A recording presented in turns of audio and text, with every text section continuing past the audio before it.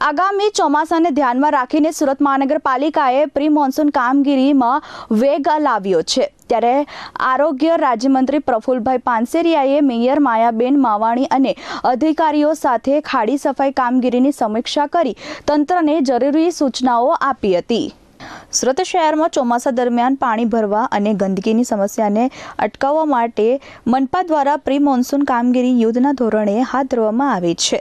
આરોગ્ય રાજ્યમંત્રી Prafulbhai પાનસેરિયાએ mayor Mayaben Mavani, corporator તેમજ મનપાના ઉચ્ચ અધિકારીઓ સાથે બેઠક યોજી કામગીરીની સમીક્ષા કરી હતી।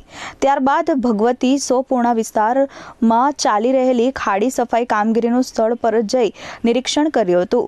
ખાડીની સફાઈ માટે એમ્ફીબિયસ એક્સકેવેટર મશીન દ્વારા સતત કામગીરી કરવામાં આવી રહી છે। મંત્રીએ અધિકારીઓને સ્પષ્ટ સૂચના આપી હતી કે ચોમાસા દરમિયાન નાગરિકોને કોઈપણ પ્રકારની મુશ્કેલી ન પડે તે માટે કામગીરી બેદરકારી ચલાવી લેવામાં આવશે નહીં। સાથે જ તમામ કામો નિર્ધારિત સમય મર્યાદામાં પૂર્ણ કરવા કડક તાકીદ પણ કરવામાં આવી હતી।